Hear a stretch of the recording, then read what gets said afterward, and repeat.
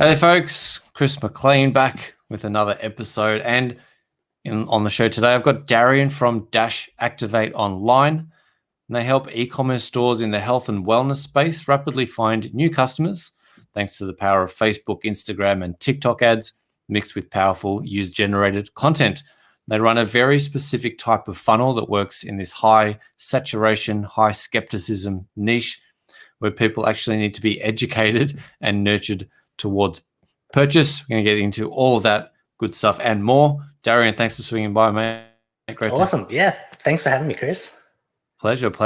I know we had a quick chat about we might get into some iOS issues and that kind of stuff down the line. I think that's going to be pretty interesting, but take us back to how did Dash Activate come about? Is this your first venture?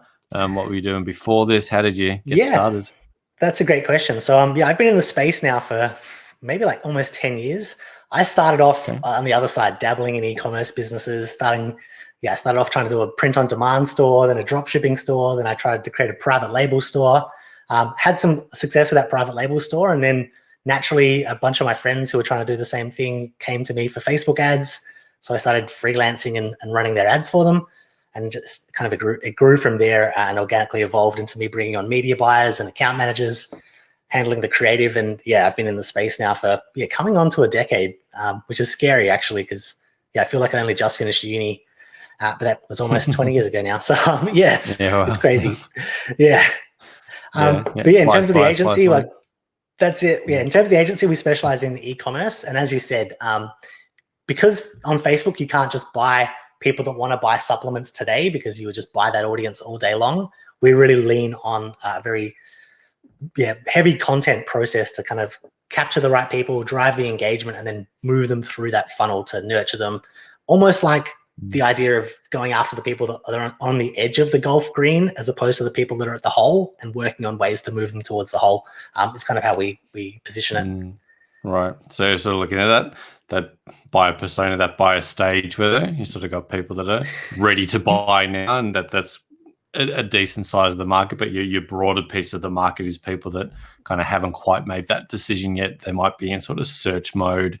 They're problem aware, not sort of problem aware, and sort of broadening out and hitting that 50-60% of the market that isn't quite ready to buy yet. But which helps us go after the people that like all the other advertisers aren't going after. Because if everyone's trying to get that person that's at the hole ready to buy and close them out, they're kind of forgetting about all the other people that don't know the brand, that maybe aren't familiar with the category or the solution.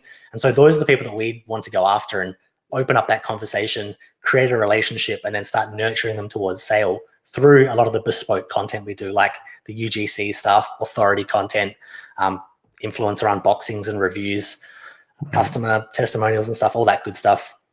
Yeah, right. Yeah, that's very cool. So let me take us through that kind of, you talk about this sort of niche funnel.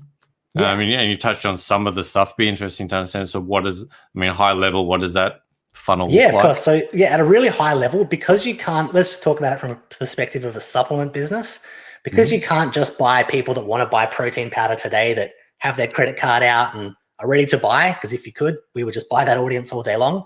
We've got to start thinking about like what problem are people looking to solve. So one phrase that I really love in this space is people don't go to the hardware store to buy a 1/4-inch drill. They go to buy a 1/4-inch hole. So we really focus on what's the holes to our drill for the top of funnel ads to really try and drive that engagement, knowing that people are either trying to move away from pain or towards pleasure.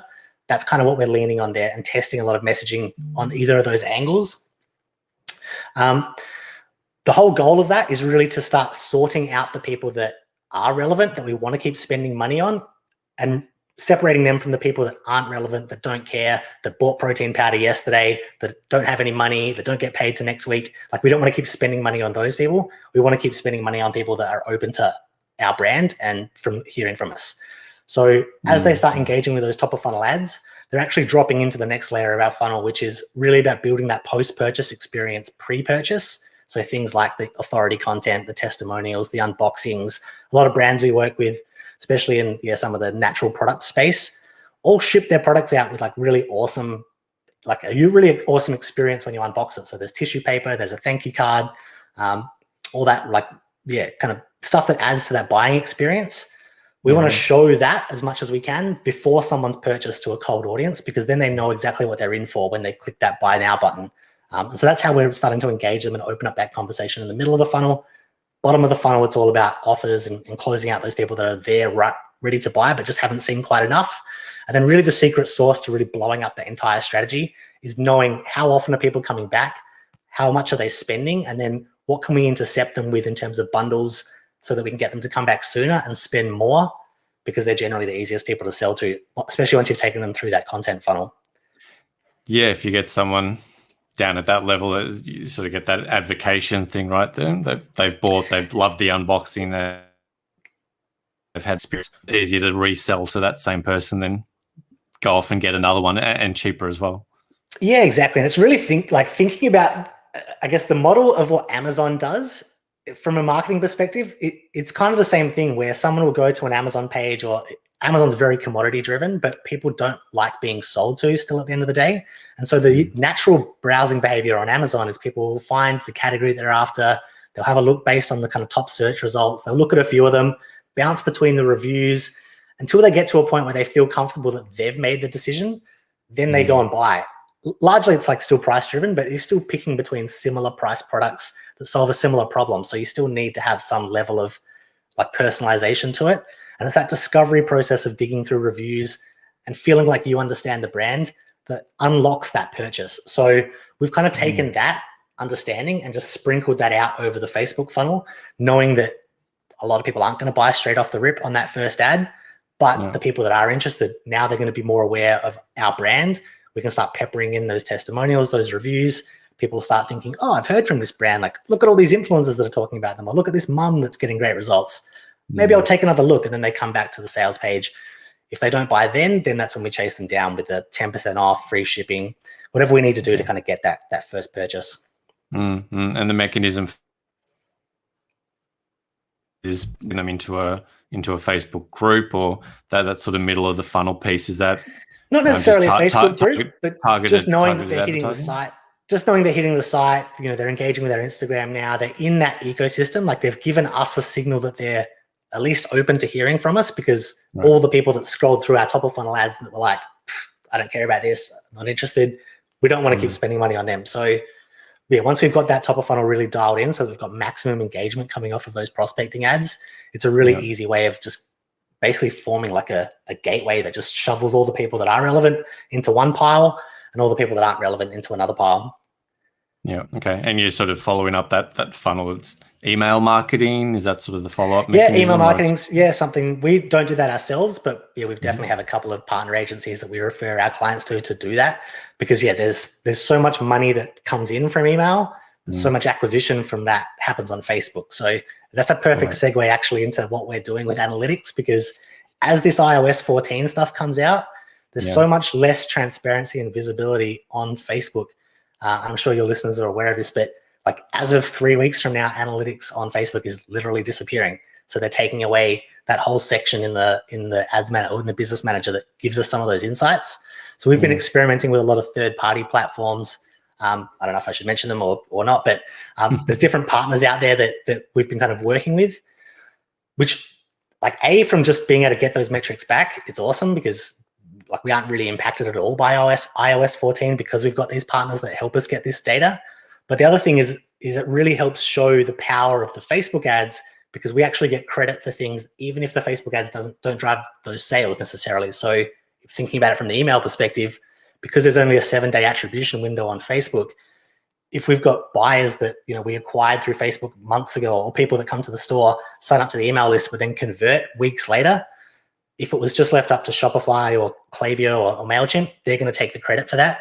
But we can actually see using these third-party data platforms that it was actually us that brought that customer to the store. We drove the sign up and then the email converted them. So we can start attributing across that journey, which makes it awesome from our standpoint, because at least we're getting credit for those sales that we're driving. And then the client's more aware of how all those channels play together.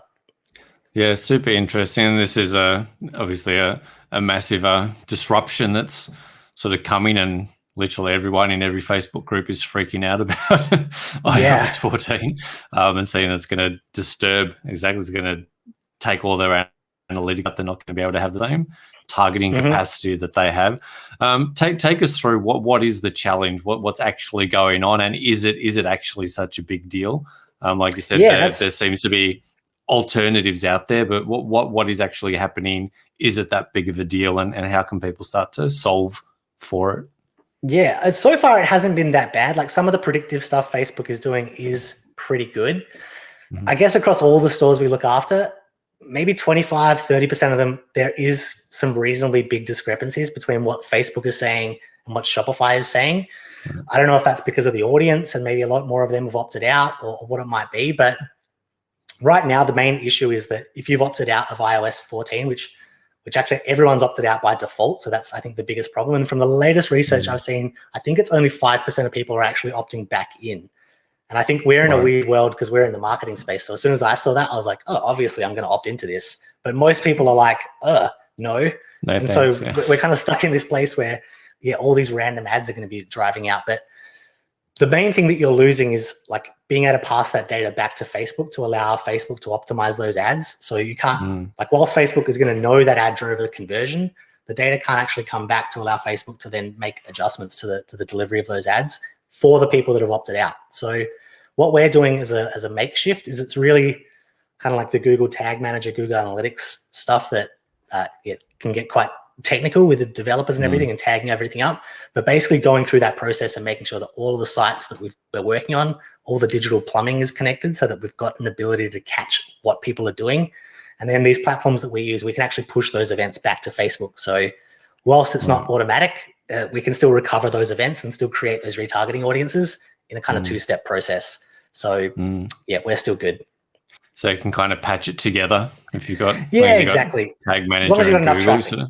Right.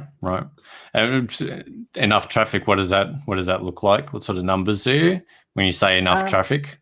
Yeah, just so that you've got enough like events happening, because there's always going to be a discrepancy in those matches too. And if you're looking at like a 50 to 70% match rate, ideally you'd want to see 20, 30,000 users across that site. So you've got enough people in those retargeting audiences to push back and still get a decent match on and be able to then actually retarget them.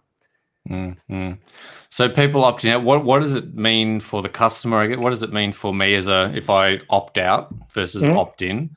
How does that change my user experience? That's a really good question, because one thing I've noticed actually just in the last couple of days, and I don't know if you've seen this too, but it seems that Facebook has changed their internal browser to like, it's not directing you out to Safari. It's like a totally new internal browsing thing in Facebook. So I think what they're trying to do, whilst they know a lot of people are opting out, they're trying to keep everyone in that ecosystem so they can still see what you're doing on sites, but running it through their browser. So like that's probably the first immediate thing that normal people are going to notice. It's like, wait, this browser looks different.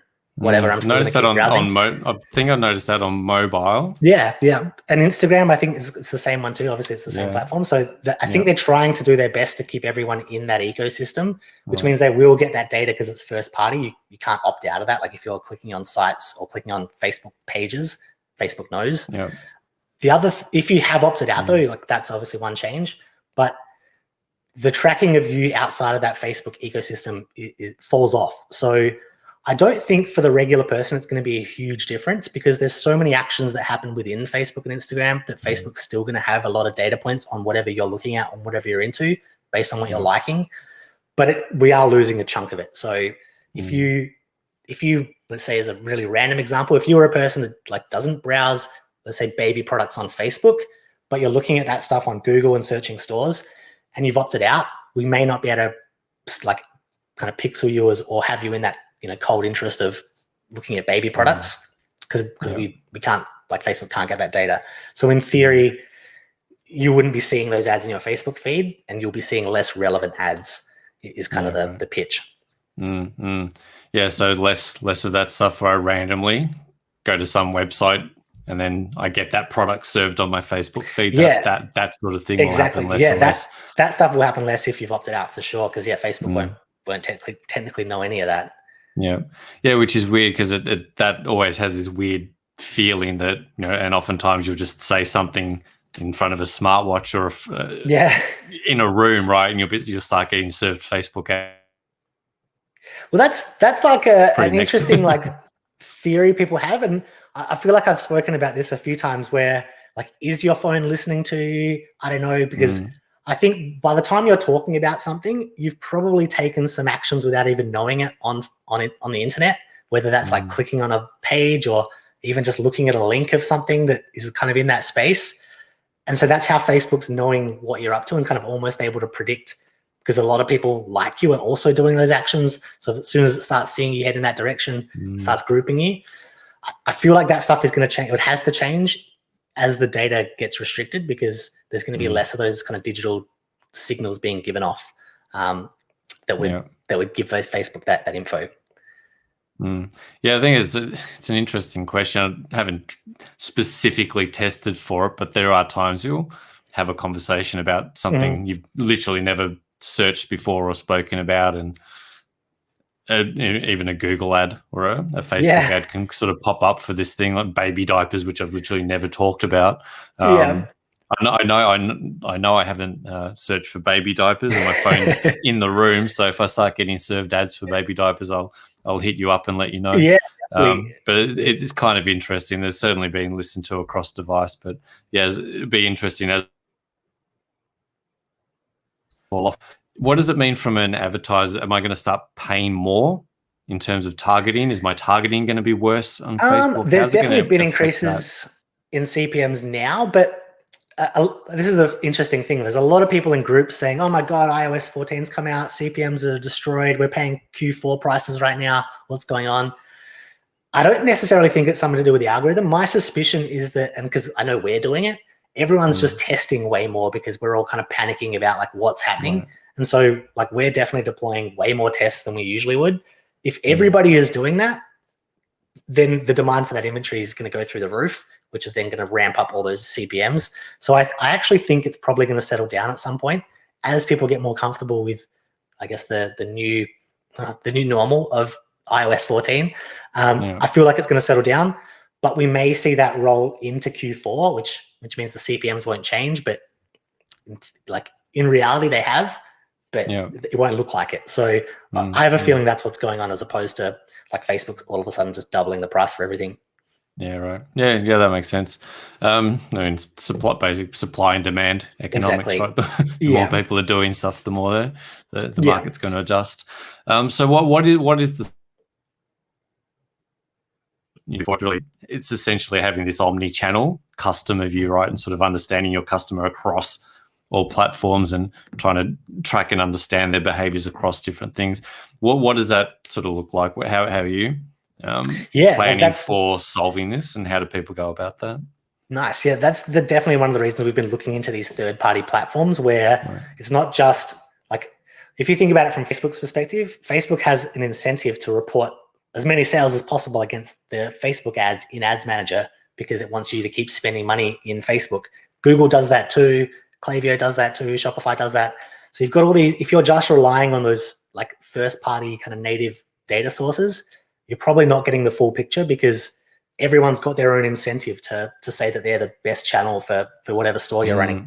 Yeah, right. So we've been looking at these third-party platforms where we can plug all that stuff in, and we don't do Google ads or like email marketing, as I said, but we can plug those channels into these platforms, which gives us that top-level overview of everything. And then we can look at things on a marketing efficiency ratio. So what did the client spend this week as a total? What was generated as a total revenue? And then we can look at that each week and adjust from there. And it also helps us attribute, as I was saying before, like what did the Facebook ad do to help get someone onto that email list, and where did the Google ad pop in to help achieve that conversion? You can't see that if you're only looking at Facebook. And funnily enough, like a metaphor that I thought of the other day as I was explaining this to a client, but if we're just looking at Facebook trying to make adjustments on the site and then their entire marketing mix, it's kind of like trying to figure out a train network by just looking at one train line. You need to have that overview of like all the lines, where they're going, where are people getting off and on, so that you can figure out like where the efficiency needs to come in, which is really hard to do if you're just looking at Facebook. So I kind of feel like this stuff with iOS 14, as annoying as it is, it's also really good because it forces you to be better and look at other solutions. And we kind of probably wouldn't have dove into it this hard if we didn't have to. So that's making you a better marketer. Yeah, exactly. And I think that's the good thing about all these changes, is that there's going to be a bunch of people that just give up. Cool. Like we're not doing that.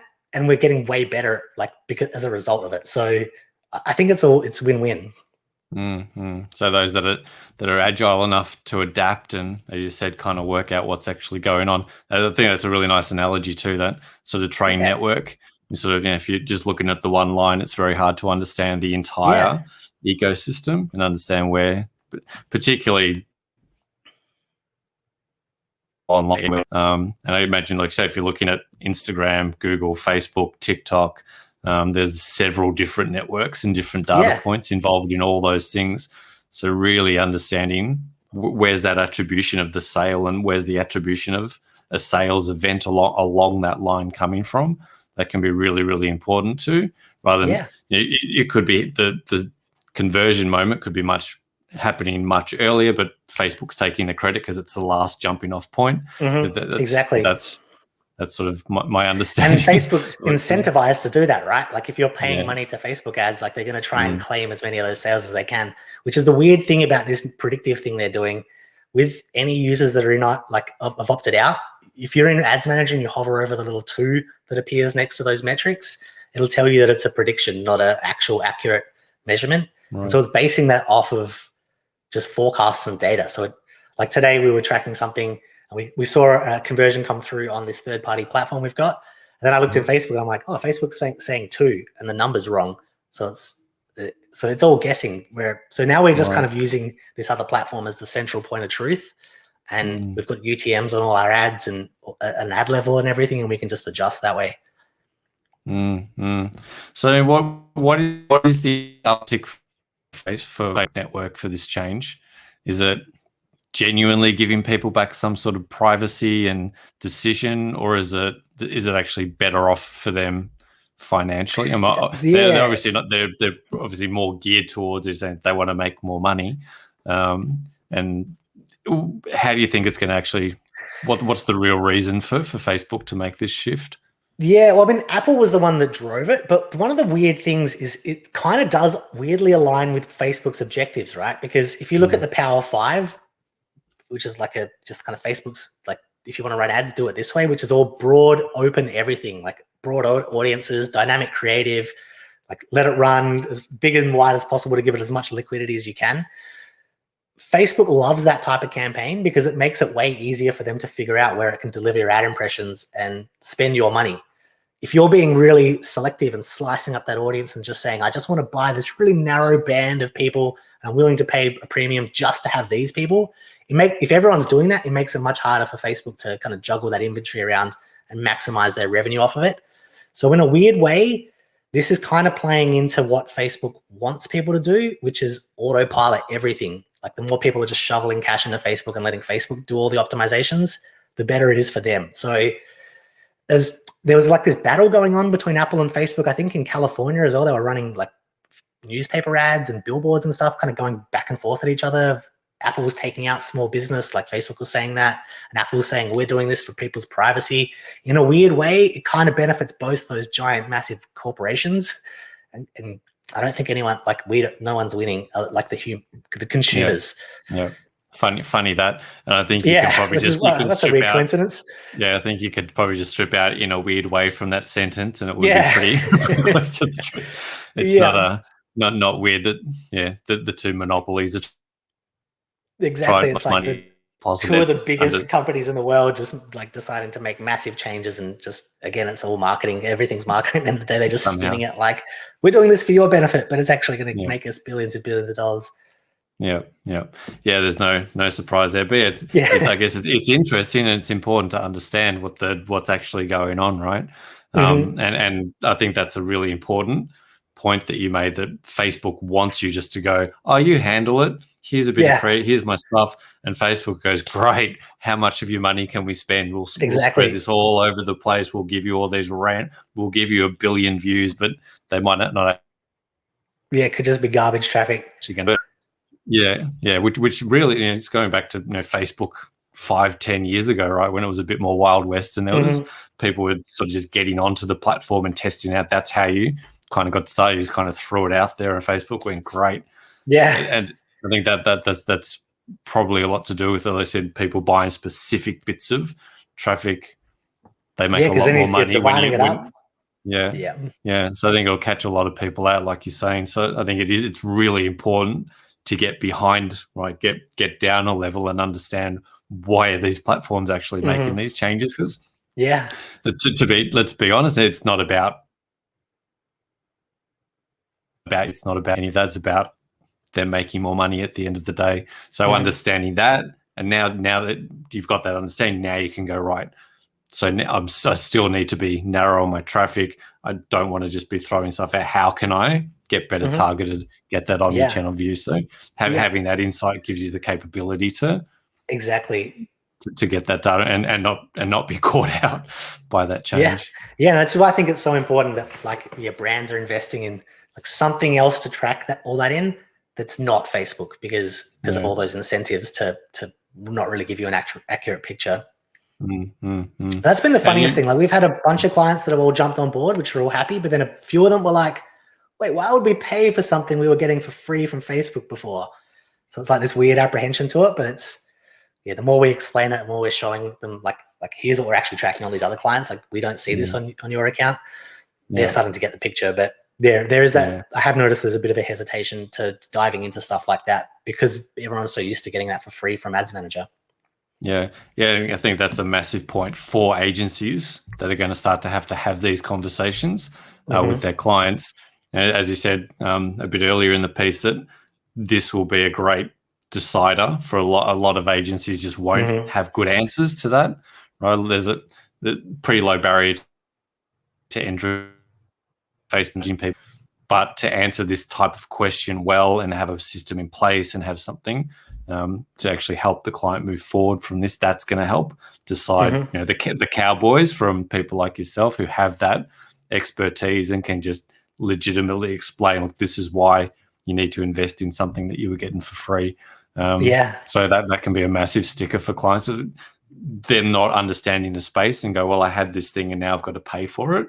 And some of that data is not cheap too. Like, we've managed to get a pretty good deal through our agency account, but even if you were looking at that as a site-by-site basis, especially when you bundle that in with like the retainers that we're charging, it is quite a significant like bump on top of that. For not like, there's no promises either. It's just like we can just track stuff. But like we can just, a lot of clients, they're warming up to it. But it's been funny, the ones that have been apprehensive where they're like, why do we need to do that? Like, we've got Google Analytics, we've got this, and it's like, okay, those aren't going to work as well as this thing. So it's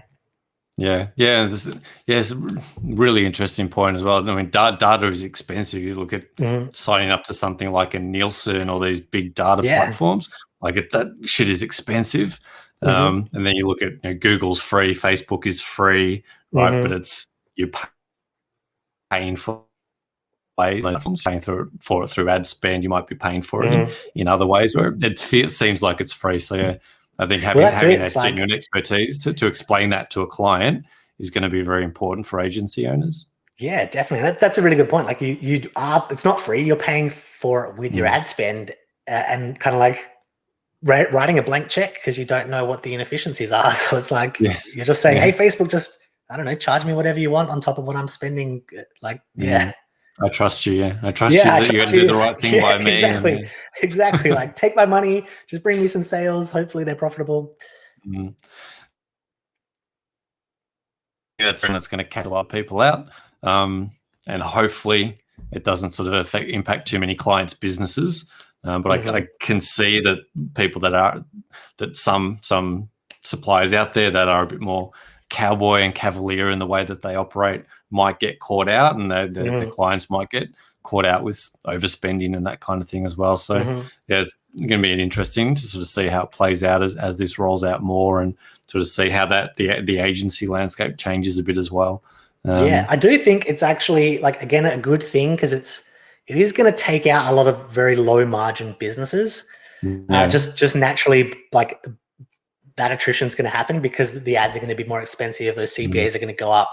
If you're running on like 25-30% margins, you're probably going to get annihilated, which is, like, from an agency perspective, it's kind of a good thing, because we're the quality of clients that are out there becomes better, and you've got to sort through less low quality kind of drop shippy type brands. So yeah, I think overall, maybe that's just the weird way my emotions are geared, but I kind of like chaos and stuff, and I thrive on it. So I'm like, all right, cool, more chaos. That's always going to be a good thing. Yeah.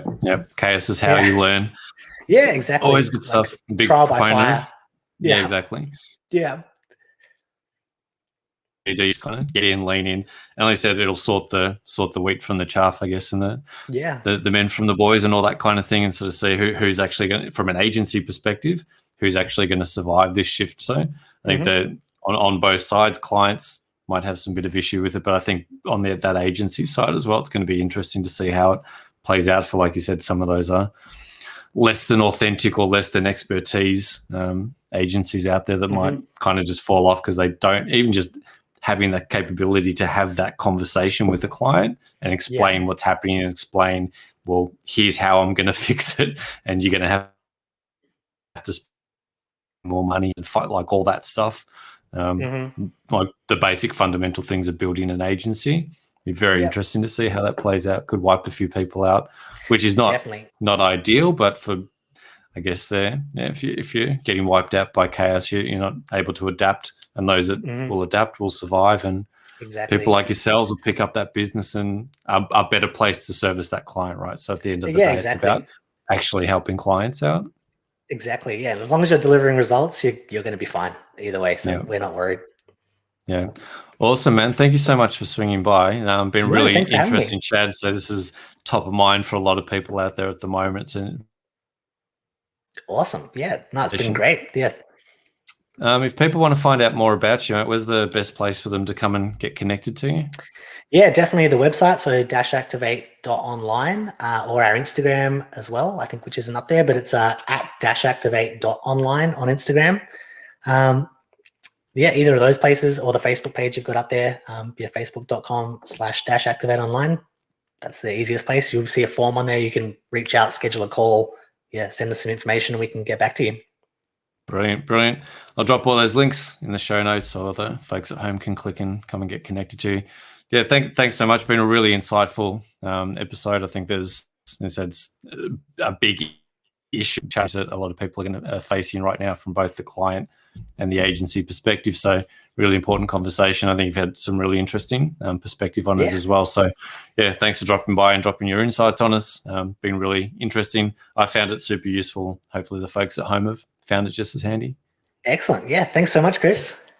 Pleasure, mate. Thanks for dropping by. Thanks everyone for tuning in. Hope you got a lot out of that one. Prepare yourselves for iOS 14. Get yourselves ready. Get yourselves Omnichannel. Get ready to go and help your clients. And until the next one, catch you on the next episode. Cheers. Awesome.